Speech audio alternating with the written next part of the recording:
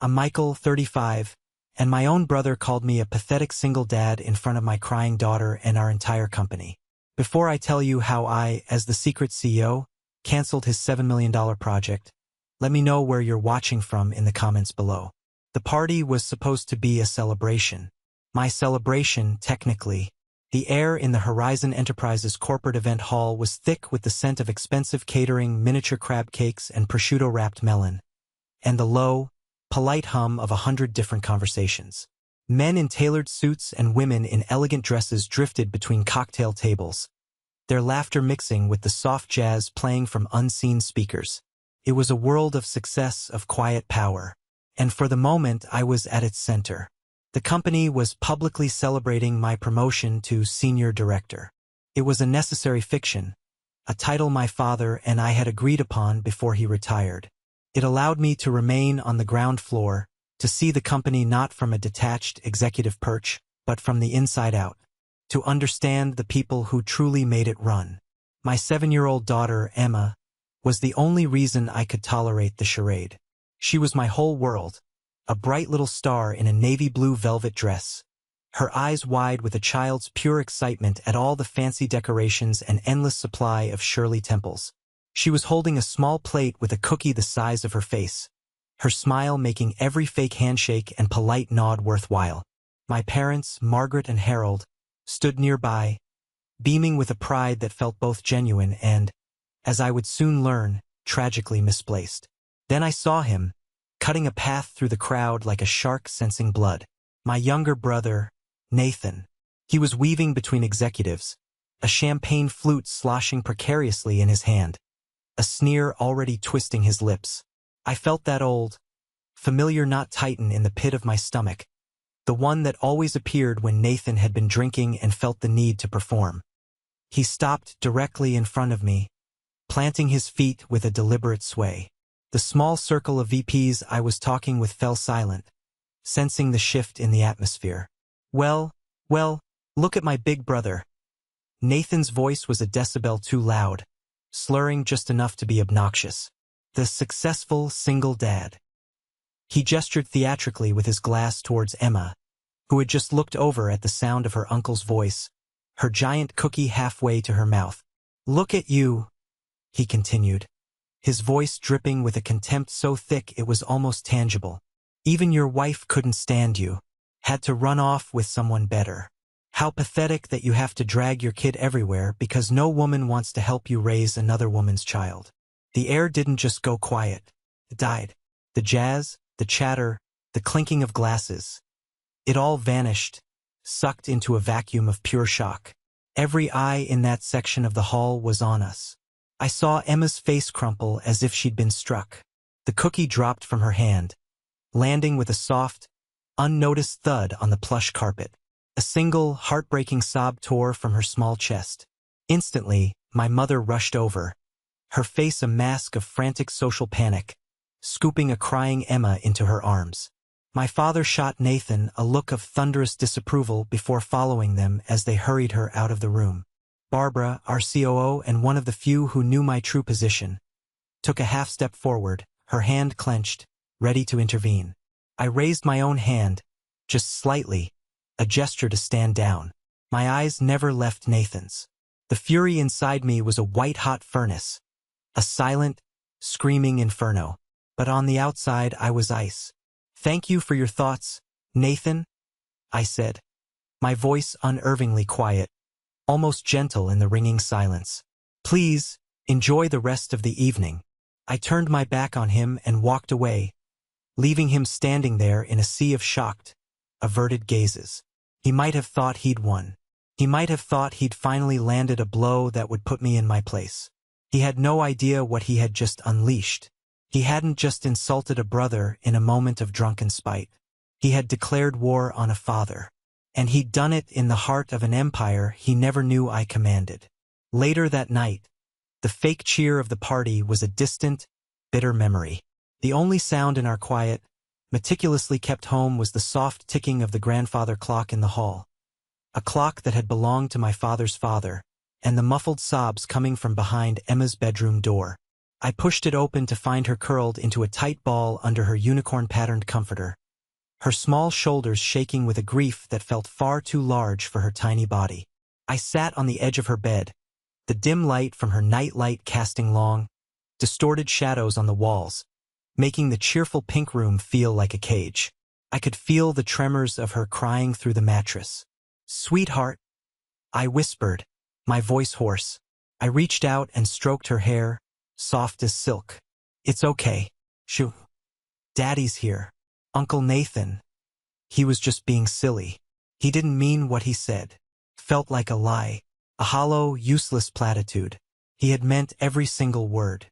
She turned over slowly, her face blotchy and wet with tears, her big brown eyes, usually so full of life and mischief, now filled with a deep, soul-crushing sadness that no 7-year-old should ever have to carry. "Daddy," she whispered, her voice trembling, broken. "Was he right? Is it my fault Mommy left?" The question wasn't just a blow. It was a detonation. It blew apart the carefully constructed walls I had built around my own pain for the last 5 years. My own heartbreak over Olivia's divorce and abandonment was a dull, chronic ache I had learned to manage, a scar I rarely touched. But this was seeing that same wound, fresh and gaping, reflected in my own daughter's eyes. It was the transference of a burden she had no business bearing.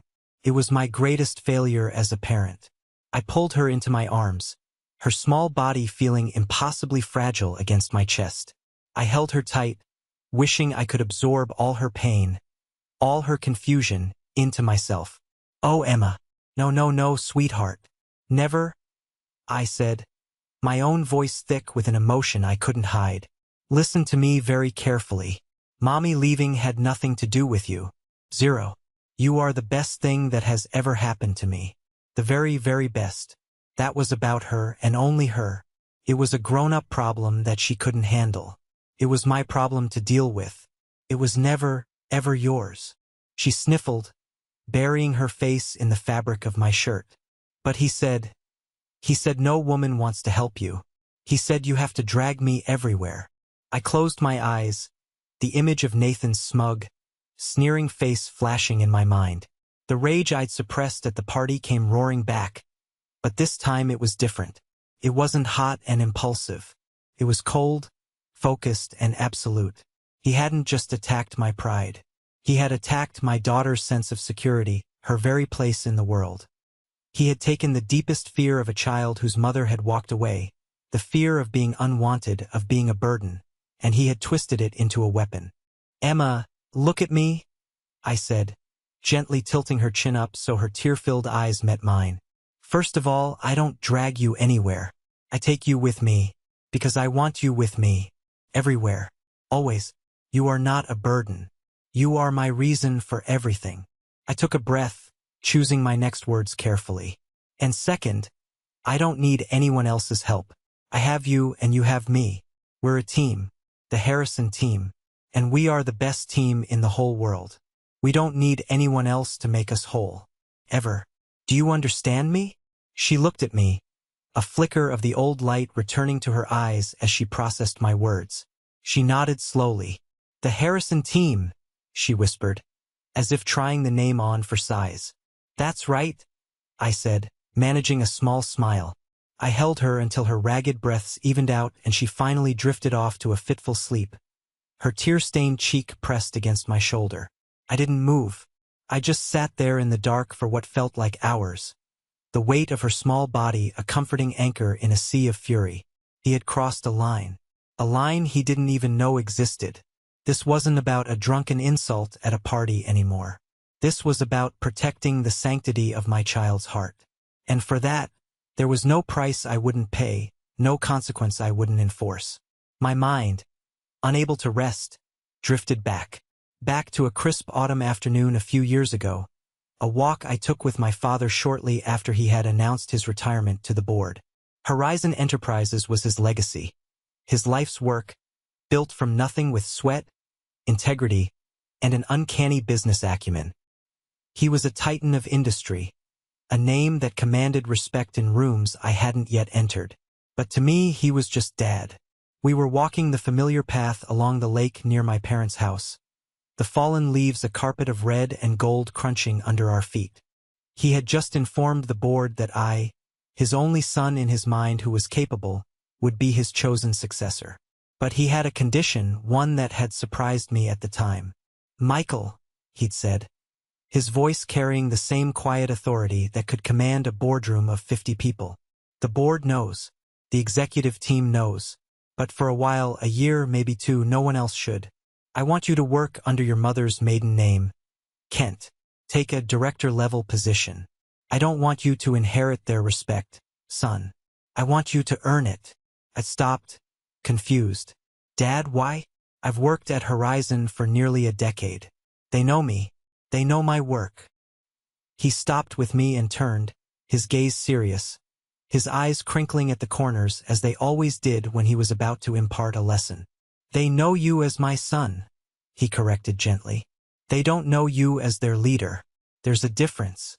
I want you to walk the floors, sit in the back of the meetings, listen to the whispers in the break room. I want you to see the company from the ground up, not from the top down. See who the real players are when the boss's son isn't in the room. See who is loyal, who is ambitious, who is just coasting. A title gives you authority, Michael, but understanding gives you power. True power." He put a heavy hand on my shoulder, a gesture that was both grounding and weighty. "This company is more than just balance sheets and profit margins. It's 300 employees. It's 300 families. It's mortgages and college funds and retirements. It's a responsibility. Before you take my chair, I need to know you feel the weight of theirs. Don't just be the boss. Be their leader." At the time, I understood it as a final, brilliant business lesson. A test from the master. Tonight, sitting in the dark, holding my sleeping daughter, I finally understood its true depth. My father hadn't just given me a challenge. He had given me a gift, a cloak of invisibility. He had given me the ability to see people for who they truly were when they thought no one important was watching. And I had seen my brother, in his most unguarded moment, fueled by alcohol and resentment. I had seen the real man. My father had wanted me to see who was loyal and who was ambitious. He never could have imagined that the most toxic ambition, the most profound disloyalty, would come from within his own family, from his other son. The weight of his legacy felt heavier than ever, not just as a business to run, but as a standard of character to uphold. A standard Nathan had just spit on in front of my entire team. The next week at the office was a surreal exercise in compartmentalization. I threw myself into my work with a singular, ferocious focus. In my official capacity as senior director, I was untangling a logistical nightmare for a major client in the Midwest, a problem that had stumped 2 other teams. I spent hours on conference calls, sketching out new supply chain routes on a whiteboard, my mind finding a strange solace in the clean, logical flow of problems and solutions. Barbara, the COO, would occasionally drop by my office, a coffee cup in hand, closing the door behind her with a soft click. "Just checking in, Michael," she'd say, her casual tone a perfect performance for anyone who might be walking by. But her eyes, sharp and intelligent, were asking a different question. "How are you holding up?" "I'm fine, Barbara," I'd reply, my voice low. My focus was on the mission now. "Give me an update. What's the chatter on the floor?" "Nathan is riding high," she said, her expression grim as she took a seat. "He's telling anyone who will listen that he's days away from closing the global tech deal. He's acting like he's already been promoted. The bonus from a $7 million contract. He's already spending it in his head. He thinks he's untouchable." "Nobody is untouchable," I said, the words tasting like metal in my mouth. "Keep an eye on his expense reports for this project. I want to see every lunch, every trip." "Already on it," she said with a grim smile. I saw his untouchable act for myself later that afternoon. I passed him in the hallway near the marketing department. He was holding court with a few junior project managers, his voice loud and boastful, his hands gesturing expansively. He was talking about the new Tesla he was going to buy, debating the merits of the Model S versus the Model X. He caught my eye over the heads of his audience and gave me a smirk, a look that was pure, condescending pity. He said, "See, this is real success. This is power. Not rushing home at 5 o'clock to play dad." He excused himself from his admirers and swaggered over to me, clapping me on the shoulder in a gesture that was meant to look friendly but felt like he was marking his territory. "Hey, Mike," he said, lowering his voice to a conspiratorial whisper. "No hard feelings about the other night, right? You know how it is. A few too many glasses of bubbly. Just brothers being brothers." I just looked at him, my face a blank mask. "Right? Good. Glad we're good," he said, patting my shoulder again. "Because when this global tech deal lands, it's going to change things around here. For me." He winked, a slimy, self-satisfied gesture. "You'll see. Some of us are made for the big leagues. It's just in the blood, you know? In the blood." The phrase hung in the air between us, thick with an irony so profound it was almost suffocating. He had no idea. He walked away, rejoining his sycophants, leaving me with a cold, hard certainty. He didn't just see me as a rival to be surpassed. He saw me as an inferior, an obstacle to be dismissed. And he believed his success was a birthright, a matter of genetics. It was time, I realized, to teach him a brutal lesson about the difference between what you think you're owed and what you've actually earned. A few days later, my phone rang, displaying my mother's name. I knew this call was coming. I'd been dreading it. I let it ring 3 times, taking a deep, steadying breath before answering, steeling myself for the inevitable emotional manipulation. "Michael, honey," she began, her voice a carefully constructed blend of sweetness and concern. "I was just calling to see how you are, and more importantly, how my sweet little Emma is doing after all that unpleasantness." "We're fine, Mom," I said, keeping my tone clipped and neutral. I refused to give her an emotional opening. "Oh, good. I'm so glad." There was a pause, the calculated hesitation I had known my entire life. It was the wind-up before the pitch. "Listen, honey, about your brother. I know he was out of line. Terribly, terribly out of line. But you know how he gets when he's had a few drinks. And he's been under so much pressure with this big project at work. He's not himself. The excuses. They always started with the excuses. For 35 years, I had listened to a rotating list of reasons for Nathan's behavior. He's younger than you. He's more sensitive. He's just trying to find his way. He's passionate. He didn't mean it. It was a masterclass in enabling, a script she had perfected over decades. He made my daughter cry. "Mom," I said, my voice dangerously level. He said it in front of my colleagues and my entire executive team. There is no amount of pressure or alcohol that excuses that. I know, she said, and I could hear the quiver starting in her voice. This was the next stage. The tears designed to soften me up, to make me feel guilty for holding my ground. "But he's your brother. Family is the most important thing, Michael. You can't let something like this come between you. He's so sorry. He feels just awful about it." The lie was so blatant it was almost insulting. "Really? Because I haven't heard from him. Not a text, not a call. If he's so sorry, why is he having you deliver the apology?" A frustrated sigh hissed through the phone. The tears weren't working, so it was time for tactic number 3. Guilt. "Michael, don't be so difficult.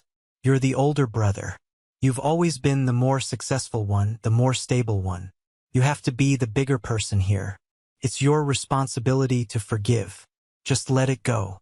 For me, for the sake of keeping the peace in this family." Keeping the peace.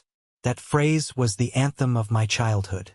Keeping the peace meant letting Nathan break my favorite toy and then being told to share. Keeping the peace meant letting him get away with cheating at board games. It meant swallowing my own feelings to soothe his fragile ego. It meant accepting a fundamental unfairness because rocking the boat was the greatest sin of all.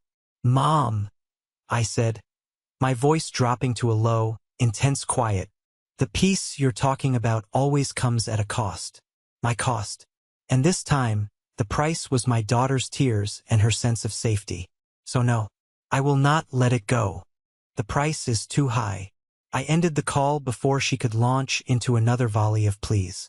I leaned back in my office chair, the silence of the room pressing in on me. My mother's call wasn't about forgiveness. It was about restoring the old order. It was about maintaining the dysfunctional family dynamic where Nathan's feelings were paramount and mine were collateral damage. But the dynamic had shifted permanently. She just didn't know it yet. That weekend, I drove out to my parents' house alone. Emma was with a friend. I needed to do this without her. I found my dad in his workshop out back, the air thick with the clean, sharp scent of sawdust and old varnish. He was methodically sanding a piece of dark oak, his movements slow and practiced. He looked up when I came in, and I saw the deep weariness etched around his eyes. He knew this wasn't a casual visit. "Michael," he said, his voice a low rumble. He set down the sandpaper and wiped his hands on a rag. "Dad." We stood in a comfortable silence for a moment, a silence forged by years of understanding each other without needing many words. "Your mother told me she called you," he said finally. He wouldn't meet my eye, instead focusing his gaze on the intricate grain of the wood in front of him. "She did," I said. "She delivered the usual script. That I should be the bigger person and let it go." He sighed, a deep, heavy sound that seemed to carry the weight of 30 years of frustration. "Your mother, she's a good woman, but she loves peace. Sometimes I think she loves it more than she loves justice." He finally looked straight at me, his blue eyes, so much like my own, filled with a profound sadness and regret. "What Nathan did, what he said to you and about Emma, that was wrong. There's no excuse." I saw her face, "Michael. That's not something a grandfather forgets." It was the most direct validation I had ever received from him regarding the dynamic with Nathan. My father was a man of quiet, unshakable integrity, but he, too, had often been swayed by my mother's relentless pursuit of a conflict-free home. He had chosen the path of least resistance too many times. "I'm not sure what to do, Dad," I admitted, the words feeling strange and foreign in my mouth. I was the one who always had the plan, the solution. He picked up the piece of wood again, running his thumb over the perfectly smooth surface. "When I was first building the company," he said slowly, his voice distant with memory, "I had to fire a man I'd known for 20 years, my head of sales, a friend.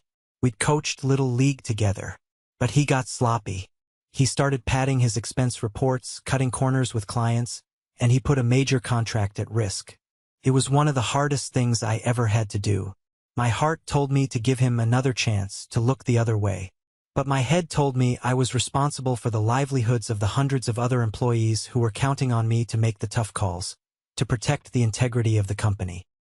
He looked at me again, his gaze unwavering, and I knew he was no longer talking about his old friend. "Sometimes, Michael, the most loving thing you can do for someone is to let them stand in the rubble of their own choices. Protecting them from the consequences doesn't help them. It just enables them to build a bigger mess next time." He was talking about an employee, but we both knew he was really talking about his son. My brother.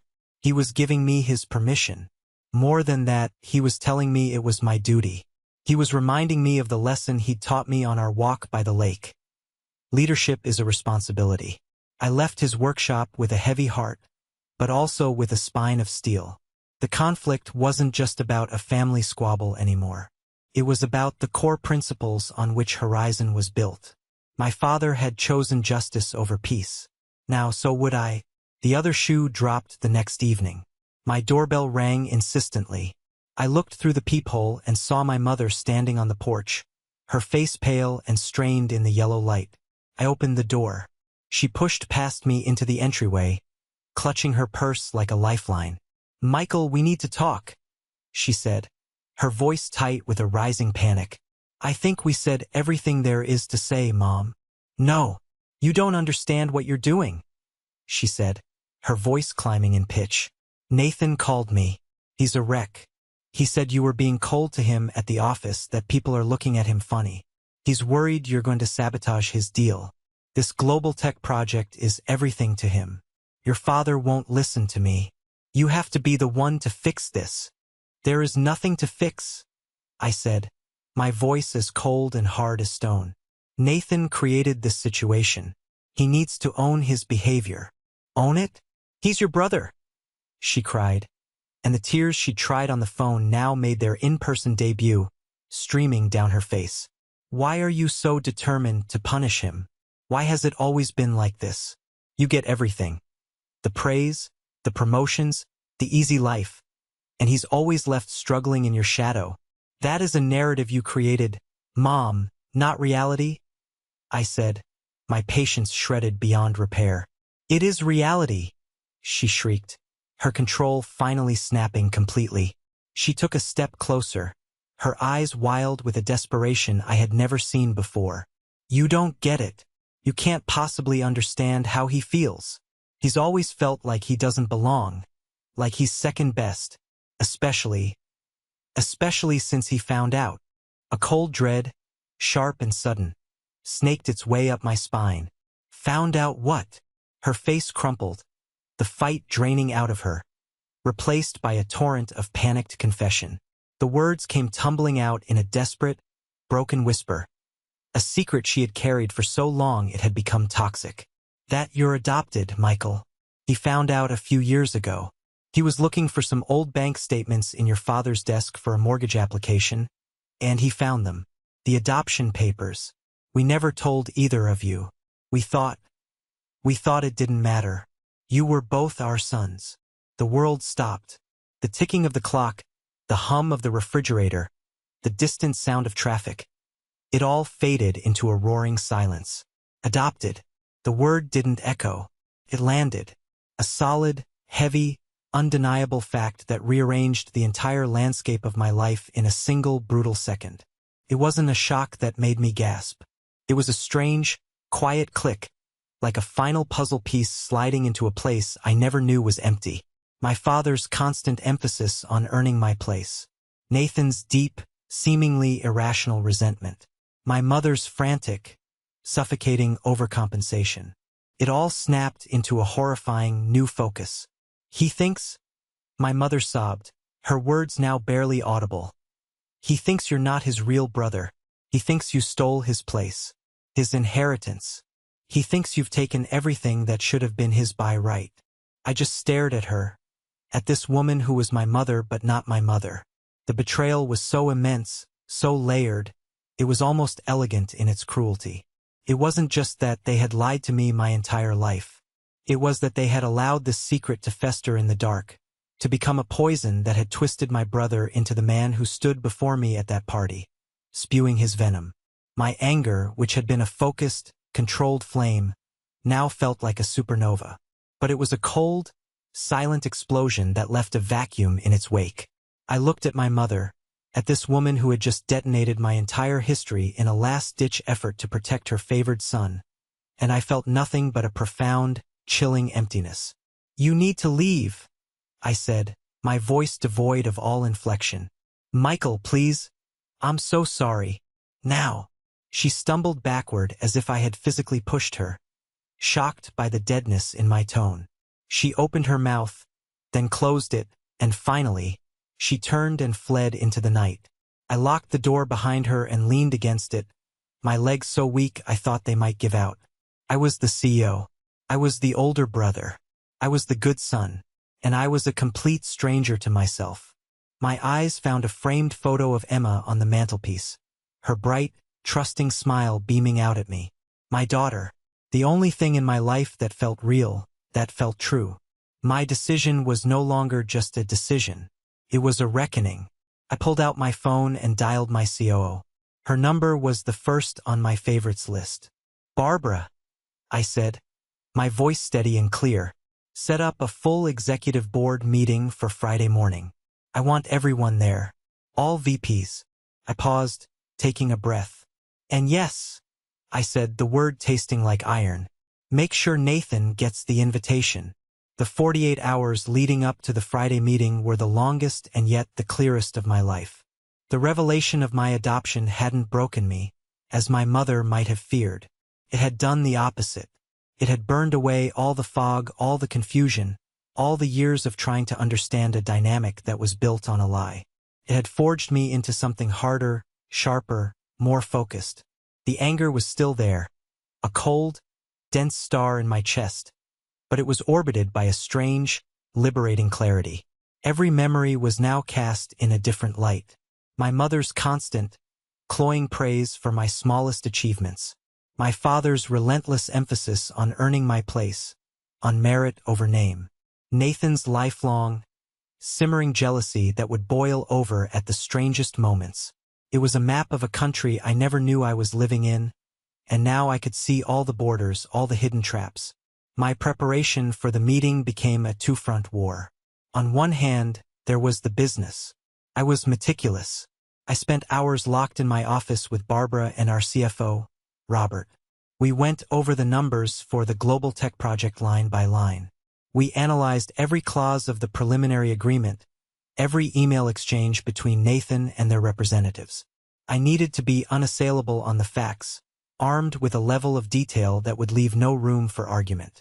I wasn't just preparing for a meeting, I was preparing for a cross-examination. But the other half of my preparation was deeply personal. It took place late at night, in the quiet of my study, long after Emma was asleep. I pulled out old photo albums, boxes of them, and spread them across the floor. There was me and Nathan as kids, maybe 5 and 3, building a lopsided snowman. There was me at my high school graduation, valedictorian, with Nathan standing off to the side, a sullen shadow in the celebratory sunshine. There was me holding Emma for the first time in the hospital, my world remade, with Nathan hovering awkwardly by the door, unable or unwilling to share in the moment. I wasn't looking for answers anymore. I was looking for the through line, the truth of our story. And I found it. It was a story of a secret kept, a lie of omission that had allowed resentment to grow like mold in the dark, poisoning everything it touched. My parents, in their misguided attempt to protect a happy family, had only preserved a fragile, hollow illusion. This meeting wasn't about revenge anymore. I realized that with a startling certainty. Revenge was too small, too petty a word for what needed to happen. This was about truth. This was about pulling down the whole rotten structure so that something real, something honest, could finally have a chance to be built. Whether that included Nathan or not was entirely up to him. My job was to end the lie, for my father's legacy, for my own sanity, and most of all for Emma. I would not let her grow up in a family built on whispers and secrets. The cycle of dysfunction ended with me. The night before the meeting, I couldn't stay in the house. The walls felt like they were closing in, whispering the secrets they had kept for 35 years. I drove to a deserted scenic overlook, a place where teenagers usually came to park, and just sat in my car. The city lights spread out below me like a blanket of scattered diamonds. I needed air. I needed a space that didn't feel contaminated by the past. I pulled out my phone and dialed a number from memory. Marcus Thorne's office. A polite assistant answered. "This is Michael Harrison calling for him." I used my real name. The time for hiding was over. A moment later, Marcus's familiar, booming voice came on the line. "Mike, good to hear from you. To what do I owe the pleasure? I hear your brother Nathan is about to make us all a lot of money. The kid's a real bulldog." The casual praise sent a chill down my spine. "That's what I'm calling about, Marcus," I said, my voice steady. "We have a problem." I didn't give him the sordid family details. That wasn't professional. That wasn't how my father would have handled it. I framed it in the language we both understood: risk, liability, and corporate culture. "There's been a serious internal issue involving the project manager, Nathan Harrison," I said carefully, choosing each word like a surgeon choosing a scalpel. "It's raised fundamental questions about his professional judgment and his alignment with Horizon's core values.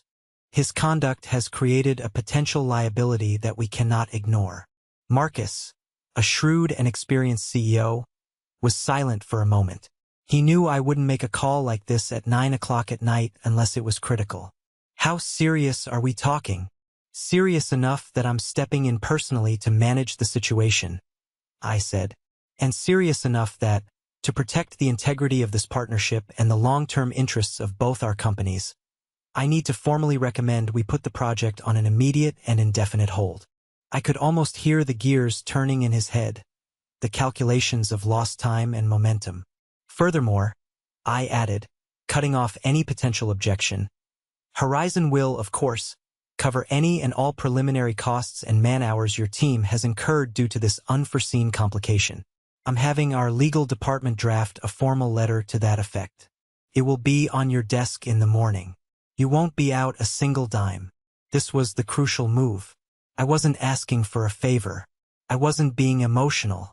I was making a responsible, albeit painful, executive decision, and I was mitigating his company's losses. I was protecting his interests as well as my own. There was another long pause. "All right, Michael," he said finally, his voice all business now. "I've always trusted your judgment. Consider it on hold. Send the letter. Let me know when you have your house in order." "I will," I said. "Thank you, Marcus." I hung up the phone, the city lights blurring before my eyes. The first, most critical domino had fallen, and I had pushed it. Not as a vengeful brother, but as a CEO protecting his company. The distinction was important. It was everything. The boardroom on Friday morning was freezing. The air conditioning was always set too high, but today the chill felt different. It was the icy tension of anticipation. The long, polished mahogany table reflected the grim, expectant faces of the executive team. Barbara, with her stoic calm. Robert from finance, looking anxious. Jennifer from HR, her face an unreadable, professional mask. And the other vice presidents, all whispering in hushed tones. They knew something big was coming. They just didn't know what. And then there was Nathan. He sat on the far side of the table, a beacon of oblivious arrogance in the sea of tension. He'd gotten the meeting invitation and, in his spectacular lack of self-awareness, had interpreted it as his victory lap. He thought this was the meeting where they would officially announce his triumph, where the board would sing his praises for landing the global tech deal. He was wearing a new, ridiculously expensive Italian suit that screamed, "Unearned bonus." He gave me a condescending nod as I walked in and took my usual seat as senior director. A final silent dismissal. The room fell silent as the last VP settled in. All eyes turned to the head of the table, to the empty leather chair that had been my father's for 30 years. It was a throne and it was vacant. I waited a beat, letting the silence stretch until it was almost uncomfortable. Then I stood up. My movements were slow, deliberate. I walked from my seat along the side of the table to the head, my footsteps the only sound in the room. I reached the chair, and instead of sitting, I stood behind it, placing my hands on its high back. "Good morning, everyone," I said. My voice was calm and clear, amplified by the room's acoustics, filling every corner. "Thank you for coming on such short notice." I looked around the table, making eye contact with each of them, letting them see the change in me. My gaze finally settled on my brother. His smirk was starting to falter, replaced by a flicker of confusion. This wasn't following his script. "For the past 2 years," I continued, my voice resonating with an authority they hadn't heard from me before, "many of you have known me as Michael Kent, your Senior Director of Strategic Projects. It was a role my father and I created before his retirement. It was designed to allow for a smooth transition of leadership and, more importantly, to give me an unvarnished, ground-level perspective on the company he loved so dearly. But my mother's maiden name was always meant to be temporary." I paused, letting the weight of my words sink in, watching the dawning comprehension on the faces of the VPs who were not in the inner circle. "As of today, I am formally stepping into the role my father intended for me. My name is Michael Harrison. I am his son, and I am the Chief Executive Officer of Horizon Enterprises." The effect was instantaneous. A collective, sharp intake of breath, a rustle of papers, a few pairs of eyes widening in shock.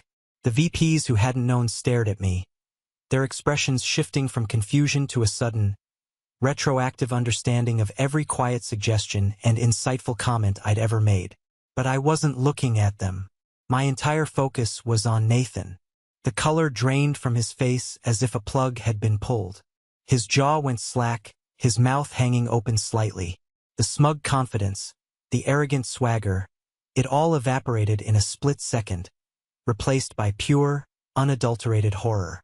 It was the face of a man on a theme park ride who suddenly realizes his safety harness has come undone. He looked from me to Barbara, then to Robert, and saw the stoic, unblinking confirmation in their expressions. It was real. The pathetic single dad, the brother he'd mocked and dismissed his entire life, was his boss. The ultimate authority. The man who held his entire professional future in the palm of his hand. I let the silence stretch, forcing him to marinate in the new reality. I wanted him to feel the full, crushing weight of it. Then, I continued, my tone shifting from personal revelation to cold, hard business. My first official act as CEO is to address the global tech project. I announced, my voice crisp.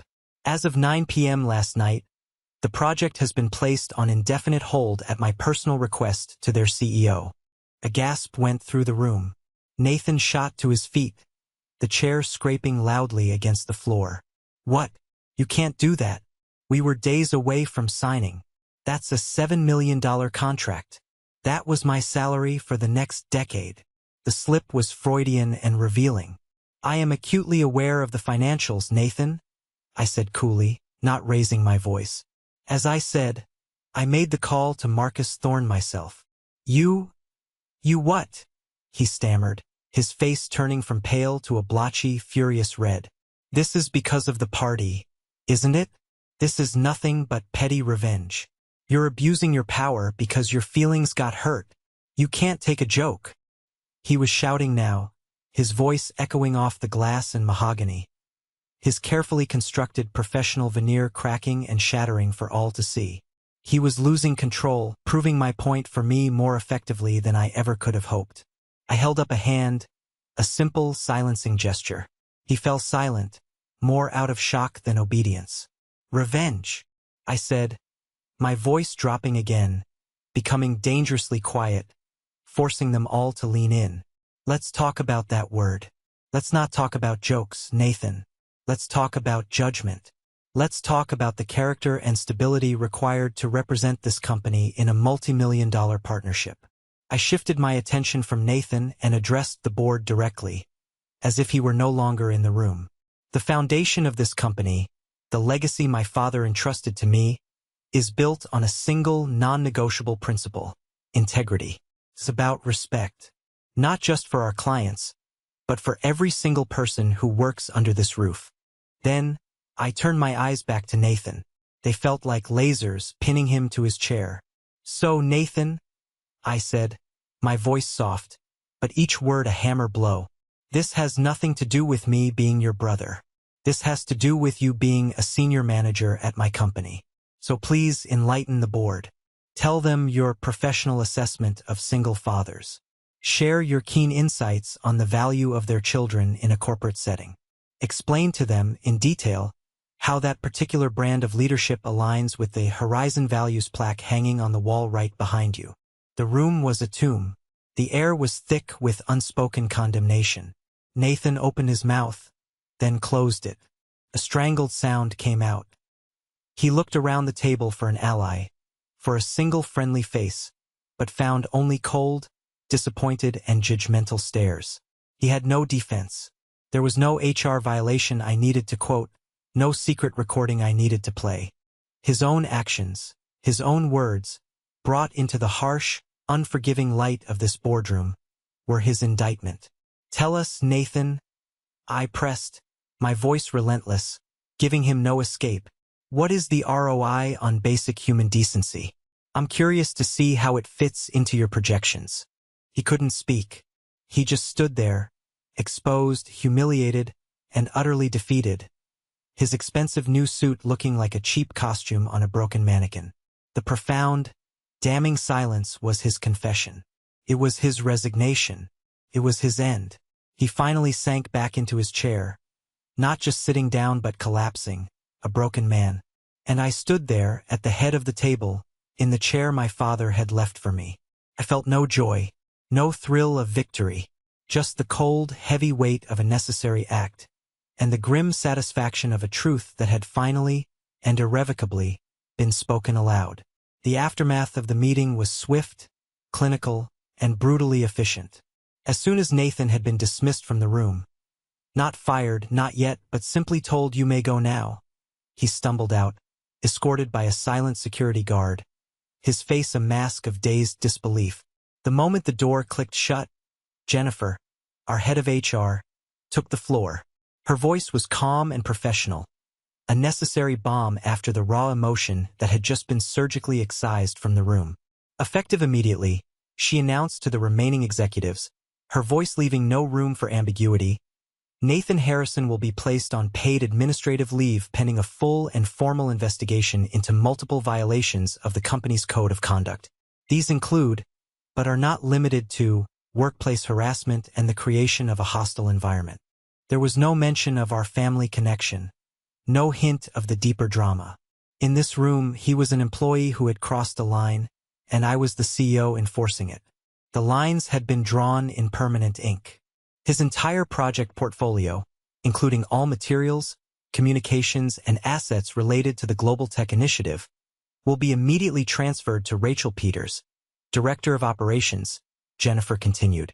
I saw a few subtle nods of approval around the table.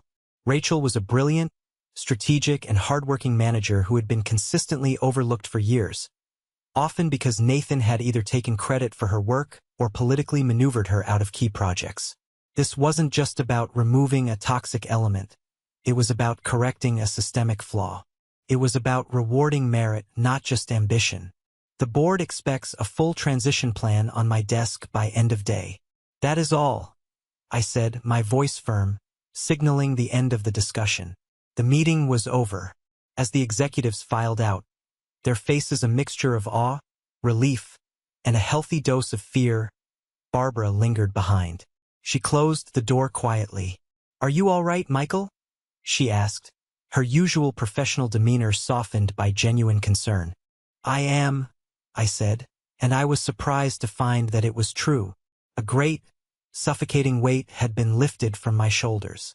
Barbara, I want a full, discreet audit of Nathan's past performance reports and project outcomes for the last 3 years. I want to know if anyone else was marginalized, had their work misappropriated, or was passed over for a promotion they deserved because of him. Barbara nodded, a look of grim understanding on her face. I'll get right on it. I have a feeling Rachel isn't the only one who's been waiting for this day. The great, impersonal machine of the corporation was moving on. The problem was being handled. But as I looked out the boardroom window at the sprawling city below, I knew the corporate consequences were only half the story. The family fallout, the true reckoning, was yet to come. The investigation didn't take long. In fact, Nathan provided all the evidence they needed himself. Being on leave, cut off from his work email, his corporate credit card, his title, and his inflated sense of importance seemed to shatter what little was left of his self-control. He didn't try to steal data or commit some grand act of corporate espionage. His downfall was much more pathetic, much more personal, and ultimately much more damning. He started sending emails. Not from his work account, of course, but from a new, anonymous address with a childishly transparent name like truthteller@mail.com. The emails were sent to Rachel, the manager who had taken over his projects. They were filled with bitter, childish insults, questioning her competence, her experience, and her leadership. He accused her of stabbing him in the back and being my corporate pet. He tried to undermine her authority with the team she had just inherited, sending similar messages to a few of his former team members, trying to turn them against her, calling her a fraud. It was a fool's errand, a digital temper tantrum. The Horizon IT department, a team of highly skilled digital detectives I had personally invested in, traced the anonymous emails back to an IP address registered at a Starbucks 2 blocks from Nathan's house within hours. They pulled the security footage from the coffee shop for the corresponding timestamps. And there he was. The footage was grainy, but unmistakable. My brother, hunched over his laptop in a public place, his face a mask of impotent rage as he typed out his own career suicide note. Jennifer brought the printed report to my office and laid it on my desk without a word. The evidence was absolute. This is a clear, unambiguous violation of the terms of his administrative leave, she said, her voice somber but firm. It's targeted harassment of a colleague. It's a deliberate attempt to sabotage a company project. This moves it from a simple HR issue to grounds for immediate termination for cause. We have more than enough to let him go, Michael.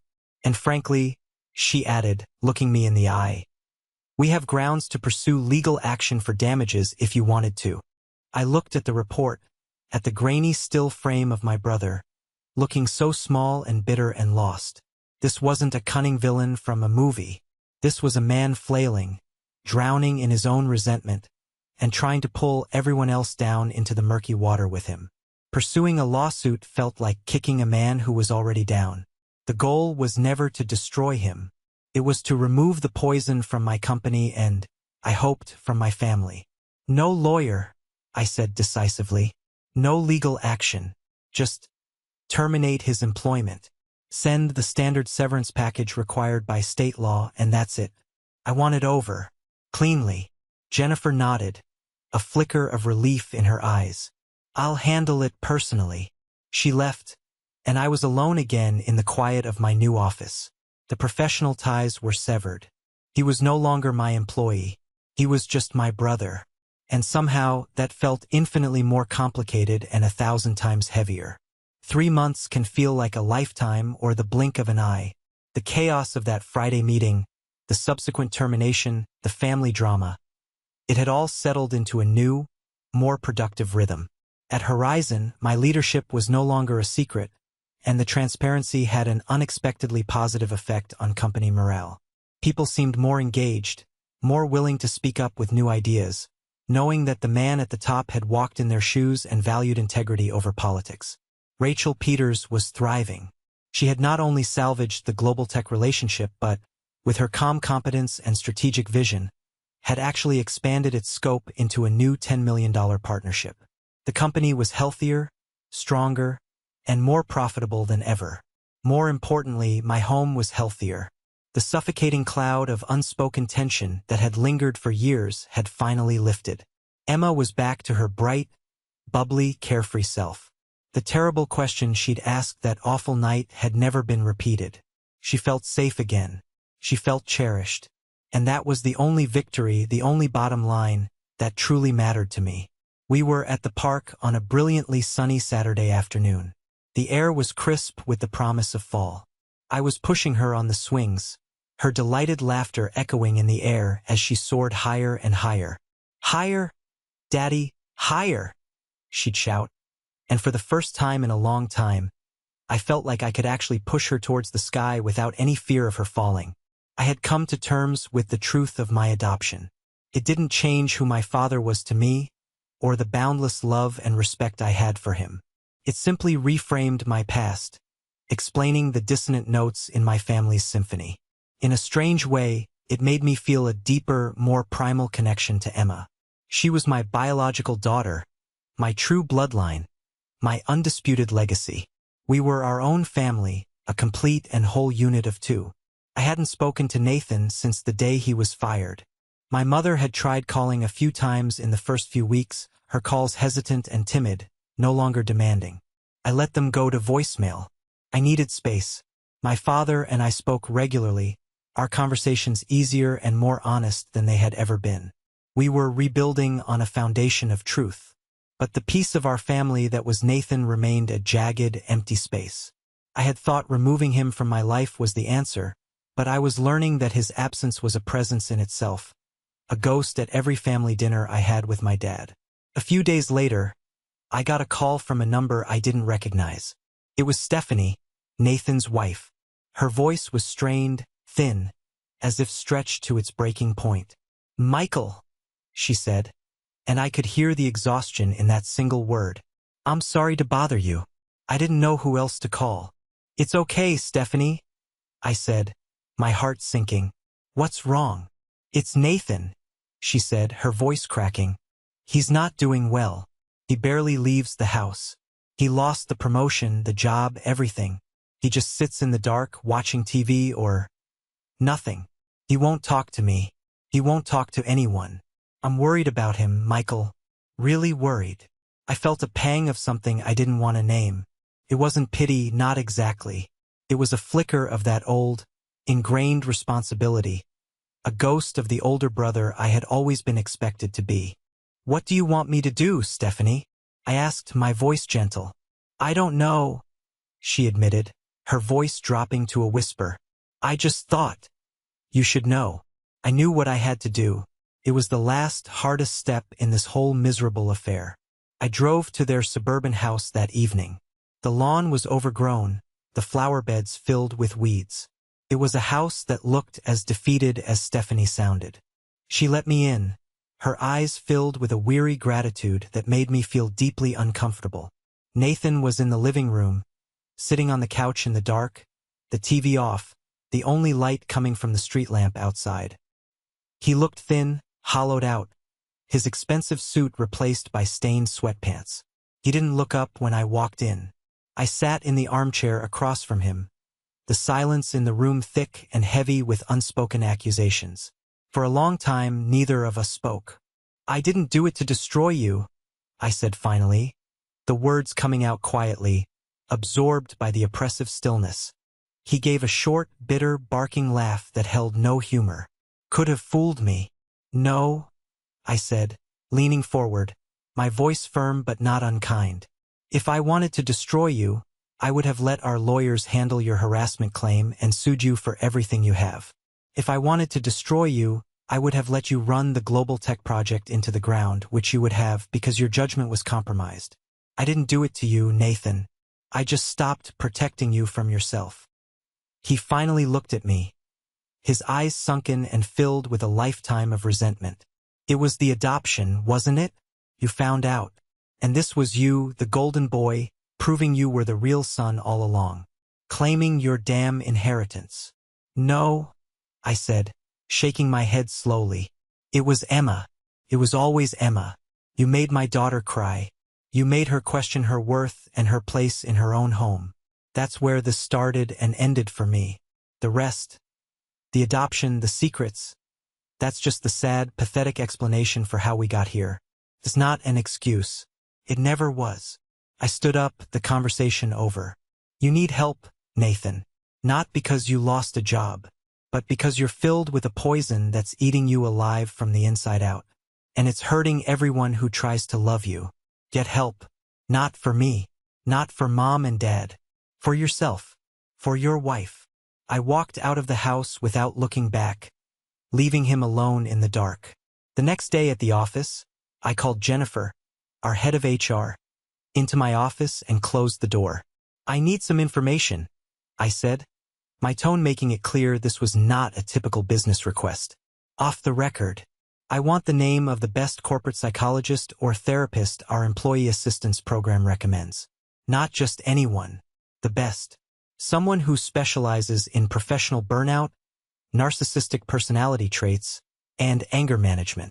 She looked at me, her intelligent eyes showing no surprise, only a quiet understanding. She knew the full story, the professional side at least. I can get that for you, Michael. This has nothing to do with Horizon Enterprises. I clarified, needing the boundary to be absolute. The company's business with Nathan Harrison is concluded. This is a personal matter. She nodded. Of course. I understand completely. Later that day, she slid a plain, unmarked envelope onto my desk while delivering another report. Inside was a single sheet of paper with a name and a phone number. Dr. Alistair Finch. I didn't call the number myself. That would have been another form of control, another intervention. I put the piece of paper into a new envelope. I didn't write a note. I didn't offer to pay. I didn't issue any ultimatums. I simply addressed it to Stephanie. It wasn't a solution. It was a tool, a potential lifeline, a path out of the darkness that I couldn't force him to take. It was all I could do. I couldn't fix him. I couldn't erase the years of bitterness my parents' secret had cultivated. But I could offer him a chance to fix himself. I had finally, painfully, learned the difference between helping someone and enabling them. I had protected my company. I had protected my daughter's heart and her future custody of happiness. And now, in this one small, anonymous act, I was trying to be what I was supposed to be all along, a brother. The rest was up to him. 2 more months went by. Life moved on as it always does. The sharp edges of the drama began to soften into memory. The holidays were approaching, and a quiet, authentic sense of peace had settled over my home. Then, one afternoon, a letter arrived in the mail. It was a simple white envelope, addressed to me in handwriting that was instantly painfully familiar. My heart gave a tight, nervous lurch. With a sense of trepidation, I slid my finger under the flap and opened it. Inside was a single sheet of lined paper, torn from a spiral notebook. The note was short, the handwriting shaky. "Michael, I'm in a program. Stephanie made me go. It's hard. They make you look at things you don't want to see. They talk about accountability. Thank you, Nathan." Just that. Not an apology, not really. Not a promise of a changed future or a mended relationship. But it was more than I had ever expected. It was an acknowledgement. It was a start. It was a single flicker of light at the end of a long, dark, miserable tunnel. I folded the letter carefully and put it in my desk drawer. It wasn't the happy ending of a movie, but it was something much more valuable. It was a real one. That evening, I was helping Emma with a homework assignment at the kitchen table. She was drawing a picture for a school project titled, "My Family," with a focused tongue out of the corner of her mouth expression. She drew me, tall and smiling, holding her hand. She drew her grandparents, Harold and Margaret, standing together, also smiling. And then, over on the far side of the page, a little separate from the main group, she drew a smaller figure. It was Uncle Nathan. He wasn't smiling, but he wasn't frowning either. He was just there, included but with a space around him. I looked at her drawing, at this child's honest, uncomplicated, and deeply wise view of our broken, complicated world. She hadn't erased him. She hadn't forgotten the hurt. She had just given him his own space, a place to exist without him having to be right next to her. She had drawn a boundary, and in that moment, looking at a piece of construction paper and some crayon scribbles, I understood everything. My father had taught me how to be a CEO. Olivia leaving had forced me to learn how to be a father. But it was Nathan, in all his bitterness and pain, who had taught me the true meaning of family. It's not about perfection. It's not about keeping the peace at all costs. It's about drawing boundaries of steel to protect the ones you love. It's about letting in the harsh, cleansing light of truth, even when it hurts.